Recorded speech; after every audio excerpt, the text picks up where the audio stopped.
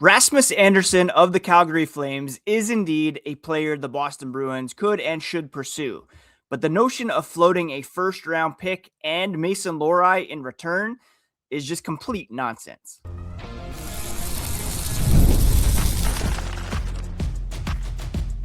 You're Locked On Bruins, your daily podcast on the Boston Bruins. Part of the Locked On Podcast Network, your team every day. What is up, Bruins fans, and welcome back to the Locked On Boston Bruins podcast. We are part of the Locked On Podcast Network, now the #1 sports podcast network.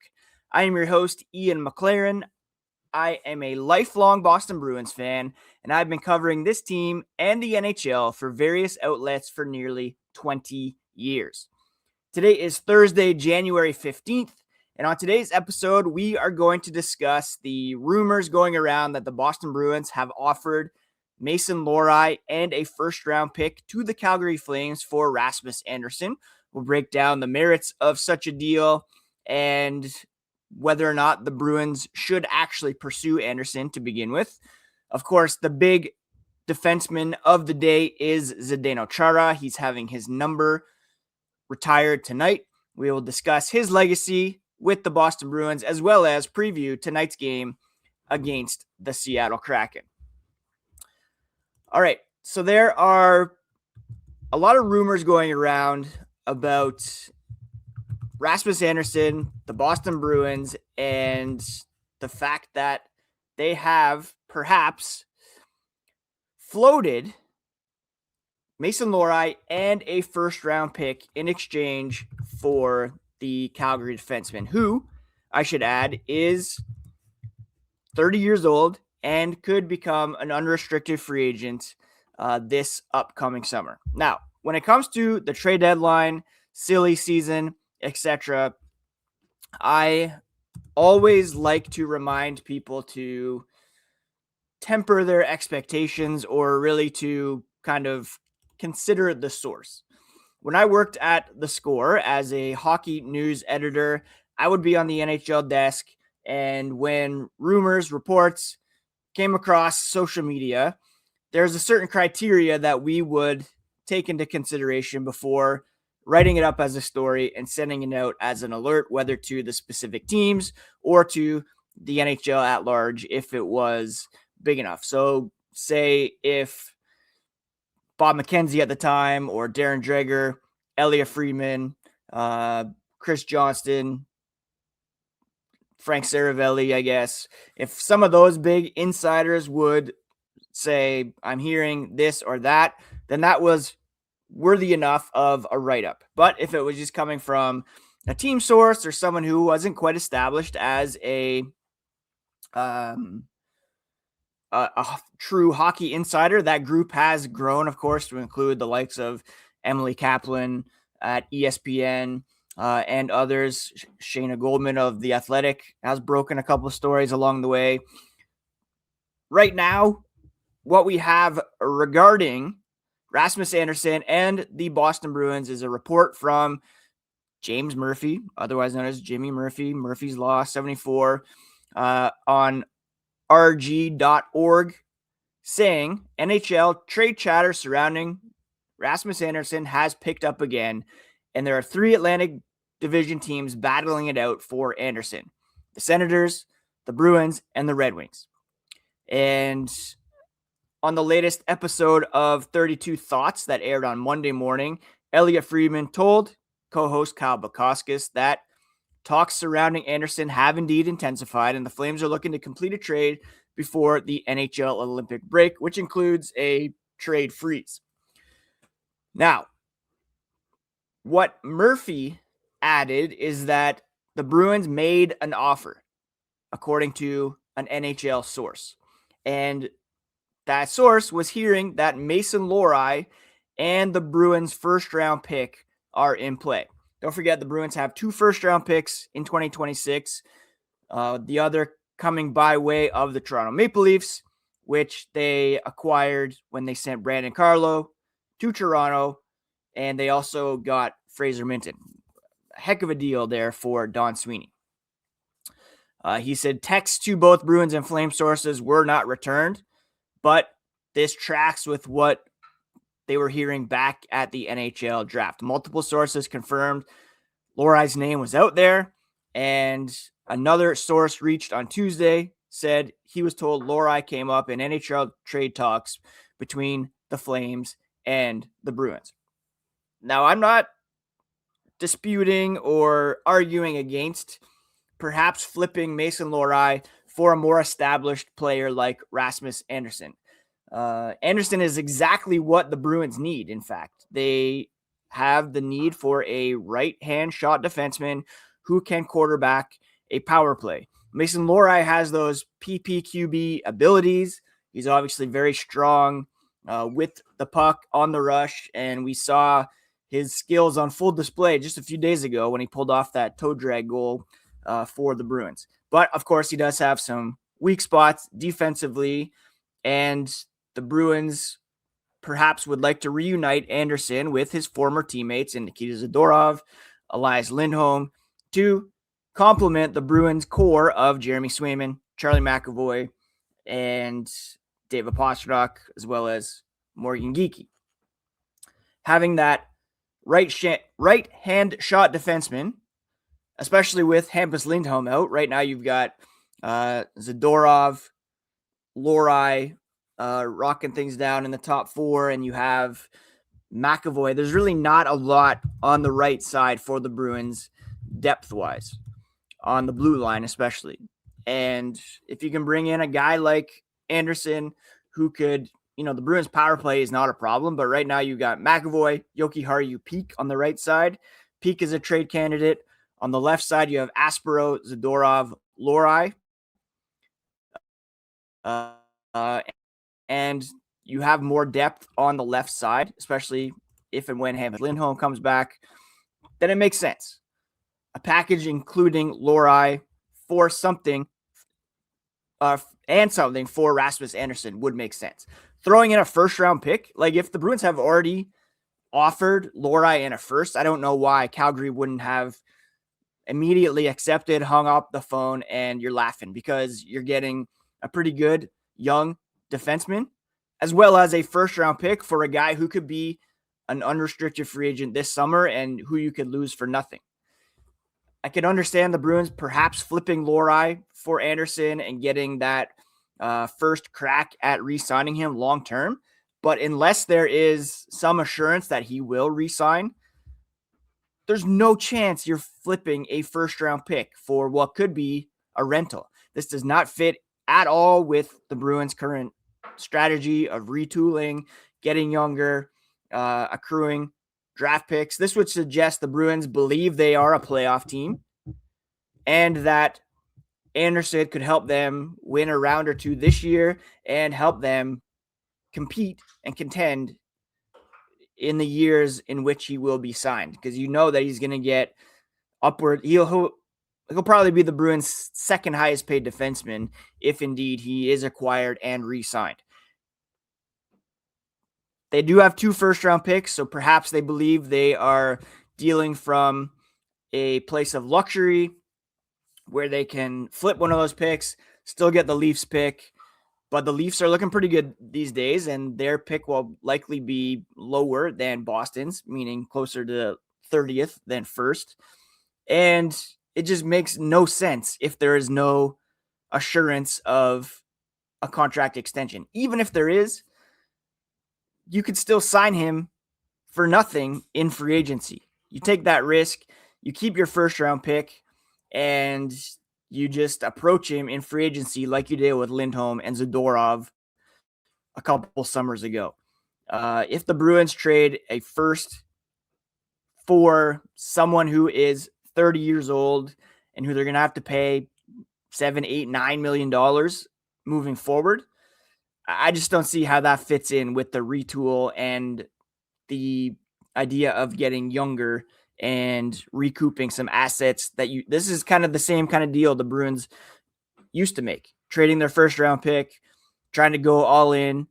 To do that just 1 year after your retool begins would not make sense to me at all. I'm not against floating Lohrei out there in a trade. I'm not against acquiring Rasmus Andersson.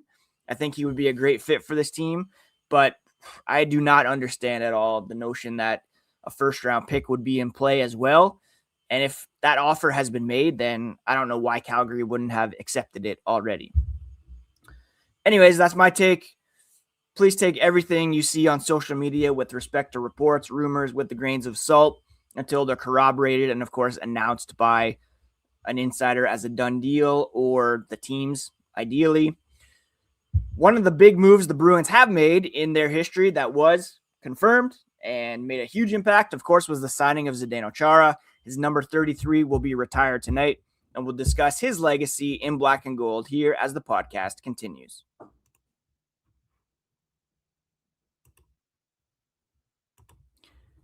If you've ever hired someone who looked good on paper but wasn't the right fit, you know how important that is. When you want candidates who truly match what you're looking for, trust Indeed sponsored jobs. Indeed is all you need when you're hiring. Stop struggling to get your job post seen on other sites. Indeed's sponsored jobs put your post at the top of the page and help you reach the right candidates faster. According to Indeed data, sponsored jobs posted directly on Indeed are 90% more likely to report a hire than non-sponsored jobs. Spend more time interviewing candidates who check all your boxes. Less stress, less time, more results using Indeed sponsored jobs. Listeners of this show get a $75 sponsored job credit to help give your job the premium placement it deserves at Indeed.com/lockedon. Just go to Indeed.com/lockedon right now and support the show by saying you heard about Indeed on this podcast. Terms and conditions apply. Thank you so much for making Locked On Bruins your first listen every day, and thank you for helping make Locked On the #1 sports podcast network. Everydayers are so very appreciated around here, and the new Everydayer Club is perfect for you. You get access to an ad-free audio feed for Locked On Bruins, which is compatible with Apple Podcasts, Spotify, every other major podcast app. You'll also get an invite to members-only Locked On Everydayer Club Discord server, which includes a group chat just for listeners of this show. Go to lockedonbruins.supercast.com or tap the link in the show notes to learn more. Tonight, Zidane Chara will have his number 33 retired, and it could not be more deserved. Everybody is so ready for tonight's game, and if you're on socials, you probably already saw the video narrated by Patrice Bergeron this morning that gave us all the feels. There's going to be a very lengthy pregame ceremony tonight. The puck drop is actually going to be 8 o'clock. The ceremony starts at 6:20, so do the math. I'll, of course, have to do a warm-up and all that before the game, but it's going to be a long, well-deserved ceremony for Zidane Chara. And I just want to start by reading something that I wrote when Chara left the Bruins and signed with the Washington Capitals. And this, of course, was back in 2019, and when the Bruins basically decided that they wanted to, or maybe it was 2020, when they wanted to kind of move on and go younger on the blue line. Here's what I wrote then. I was gutted when the Bruins traded Joe Thornton in 2005. After the Cam Neely, Ray Bourque eras had come to an end, he was, to me, the future. My next pillar of Bruins fandom. That all came crashing down, but less than a year later, the Bruins took advantage of a poor decision by the Ottawa Senators and convinced the big man to be their next big thing. For the past, then, 14 years, Chara has typified what it means to be a Bruin on and off the ice. He was big and mean and excellent at both ends of the ice, and he was also kind and welcoming and created a no BS culture in the locker room, sometimes at the expense of looser cannons who didn't quite fit in the new mold. He won a Norris, a Stanley Cup, recorded the fastest shot in NHL history, served as his country's flag bearer at the 2014 Olympics, signed extension after extension, played in the Cup final with a broken GD jaw, and came painfully close to finishing his career the right way as a Stanley Cup champion. But as we all know, storybook endings aren't the norm, and here we are, a week away from training camp with a bunch of question marks on the blue line and Zidane Chara having signed in Washington. The Bruins committed to the likes of Matt Grzelcyk, Jakub Zboril, Jeremy Lauzon, Urho Vakanainen. They're all looking for reps. John Moore was still around at the time, as well as Connor Clifton, Kevin Miller, Charlie McAvoy, Brandon Carlo. The Bruins had the cap space to re-sign Chara. From my perspective, as long as Chara wanted to play for the Bruins, you let him stick around. Youth movements need mentors. And look, I was fine with giving younger guys a look on the left side. They were first and second round picks, and there could have been something there. But it shouldn't have come at the expense of one of the greatest Bruins of all time. You could have argued the kids would have been better off long-term with him around. He's been brought back, as an aside, as a mentor for this team. He could have still played on the third pair, come in and out of the lineup, killed some penalties, been deployed late in games when the opposing goalie is pulled. Quite simply, Chara should have finished his career in black and gold. If it doesn't pay off, it will, that's what I wrote at the time anyways, and there's some other things that were kind of more in context for the Bruins at the time, but the fact that Zidane Chara did not end his career in black and gold is a huge bummer and something that I don't believe should have happened. But again, it did. And here we are tonight getting ready for the Bruins to retire number 33. He's back in the mix. He's a member of the staff, and he will forever be immortalized in the Bruins rafters with his number 3 joining other Bruins greats where he belongs. Number 37 will be up there at some point. Number 63 could be up there at some point. Maybe 46, maybe 40. But Zidane Chara was a towering presence. He brought legendary leadership to the Bruins and really transformed this organization from the ground up, leading them to a Stanley Cup win in 2011. He's in the Hockey Hall of Fame, inducted just this past fall, and he's one of hockey's most dominant, respected defensemen and icons of hard work and resilience. His career spanned 24 seasons. He set records for defensemen, got the Norris, multiple All-Star selections, and very well deserved. And for me, one of the lasting impacts of Chara's legacy for the Bruins is the fact that he sees everybody as part of the team from day one. A lot of teams around the NHL, they'll do that rookie lap where if a guy's making his debut, everybody waits back as this rookie skates around alone. And for me, what I loved about Zidane Chara was that he rejected that tradition and said, no, you don't skate alone. It might be fun, it might be symbolic, but you are part of this team and you will never skate alone. You are one of us and we take the laps with you. And I just loved that so much. And it's something that the Bruins continue to carry forward. His legacy, it was already cemented because of the cup win. Second European captain to lift the cup. He won the Norris, the Messier Award, holds the record for most games played by an NHL defenseman, hardest shot in the All-Star Skills competition.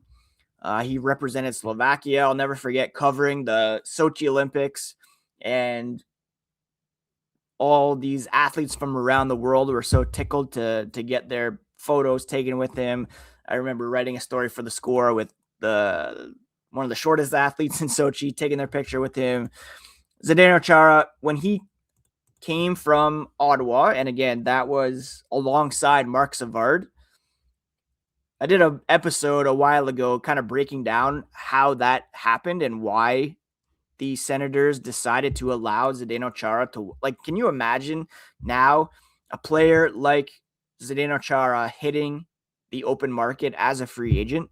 It doesn't really happen as much anymore. I guess the closest comp would be Steven Stamkos, but even then, Zdeno Chara was like just entering his prime, and the Bruins decided to hold on to Wade Redden and allow Zdeno Chara to walk, which is just unbelievable. The Bruins got Mark Savard, and that really transformed the Bruins and set them up for all the future success that they had. I would have loved to have seen him get a second cup in 2019. We all remember that Game 5 return with the broken jaw. In the back of my mind, I'm always lamenting the fact they lost that game. They lost Game 7 on home ice to the St. Louis Blues.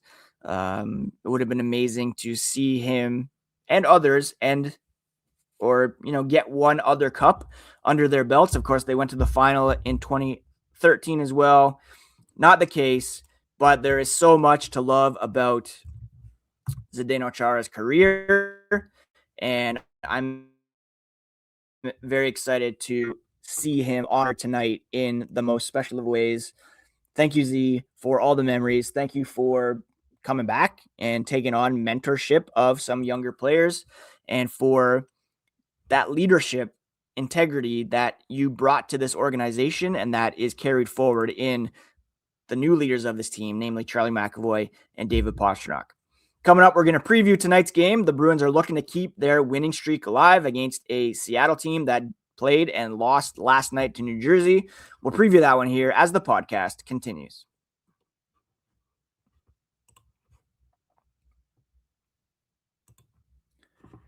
The divisional round is here, and FanDuel is officially in playoff mode. Every game day during the NFL playoffs, FanDuel is giving customers even more ways to get in on the action. Right now, every playoff game day, FanDuel users get a profit boost pack waiting for them inside the app. You'll see a pack loaded with multiple profit boosts you can apply to the bets you like most. Open your boost pack first thing on game day and see what's available, and you can apply them. They'll give you more juice on the bets you already like instead of forcing you to bet something new. You make your picks, then apply your boosts to go after even bigger payouts while the playoffs get rolling. So visit FanDuel, an official sportsbook partner of the NFL, and grab your profit boost pack every NFL playoff game day. And it is a Boston Bruins game day as well, an 8 p.m. start because of the Zdeno Chara pregame ceremony. This is a game against the Seattle Kraken, and it comes just 9 days after Seattle beat the Bruins 7-4, which at the time was a bit of a low point for this team. Since then, however, they have been lights out. They've gone 4-0 on this homestand, looking to finish it off a perfect 5-0, and they have scored how many goals have they scored over this span? It's like they're outscoring the opposition 18-4 over the last 4 games. 2 straight shutouts for the Boston Bruins, and they're getting the benefit of extra rest because Seattle played last night in New Jersey and lost in overtime to the Devils. Now, Seattle is 6-1-3 over their past 10 games, including that win over the Bruins. They also beat the Rangers, which is no big thing these days. Calgary, Vancouver, Nashville, not very impressive wins. The Bruins have beaten, they're 6-3-1 over their past 10. They've won 6 of their past 7, including Edmonton, Vancouver, Calgary, the Rangers, Penguins, Detroit. Now, Swayman, Korpisalo, back-to-back shutouts. They have rotated starts, so I don't know if they'll go back to Korpisalo or stick with Swayman. They do play again next on Saturday in Chicago. Either way, both guys at the moment are playing as well as they have all season long. The Kraken led in scoring over their past 5 games by defenseman Vince Dunn. He's got 6 assists. Rookie Berkeley Catton with 4 goals. They're led in scoring by Jordan Eberle, who's got 30 points. Matty Beniers, 29 points. And from the blue line, it is Vince Dunn with 27 points. So not the strongest offensive team. In fact, they rank 25th in goals for per game, averaging 2.76.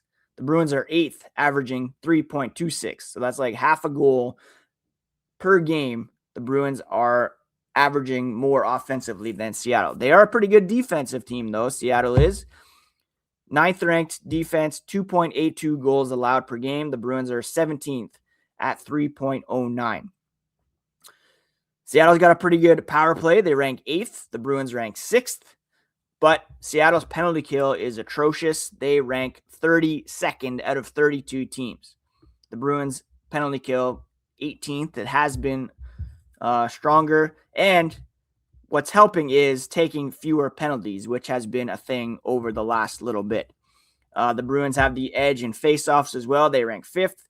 Seattle ranks 27th. So again, stay out of the box.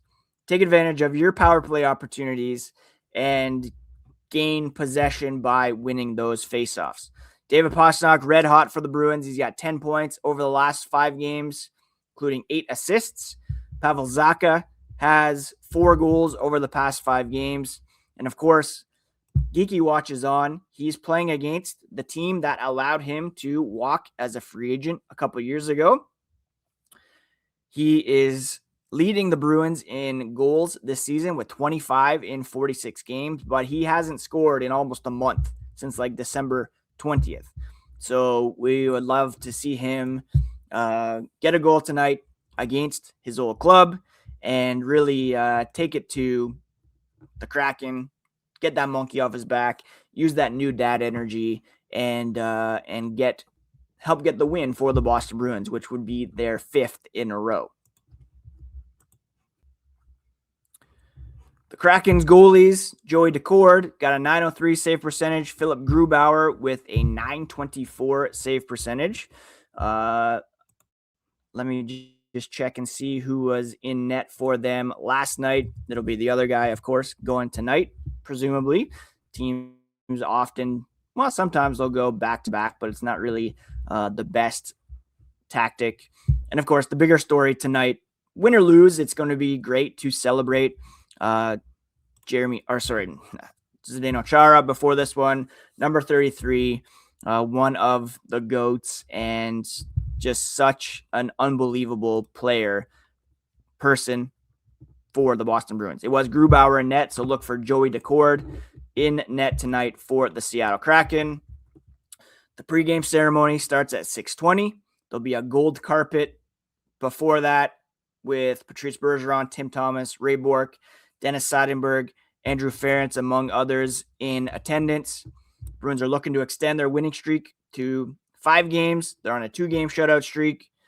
First 2 shutouts for the Bruins this season. They've outscored their opponents 18-3 over the past 4 games. Seattle's coming in, having traveled from New Jersey in the middle of a 5-game road trip. And the Bruins, of course, will be looking to erase that 7-4 victory from Seattle just a couple days ago. Catton, I mentioned, has his first 2 goals of the season in that game. He's got 4 in the past 5 games overall. Pavel Zacha has 4 goals in his last 5 games. 3 of those came in Saturday's win over the Rangers. And, Zidane Chara night. Go out there, beat the Kraken, and let's see our boy Morgan Geeky get the monkey off his back with some goals as well. That's it for today's episode of Locked On Boston Bruins. Tomorrow we'll be back to recap whatever happens tonight against the Kraken, discuss the jersey retirement, and bring you all the latest on the black and gold. Please do subscribe on your favorite podcast app and on YouTube if you have not done so already. You can also find the podcast on socials at Locked NHL Bruins. Please follow along on Instagram and TikTok to get some bonus reels. And please consider joining the Everydayer Club. Get Locked On Bruins ad-free. plus members-only Discord access, and more. Head to lockedonbruins.supercast.com to join the club. Please do take care of yourselves, friends. Take care of each other. It's a big snow day up here in Ontario. We are pretty much homebound today. Can barely drive around the city. So if you're in that scenario as well, please stay safe out there. And we'll talk to you again here on the next episode of Locked On Boston Bruins, part of the Locked On Podcast Network, now the #1 sports podcast network.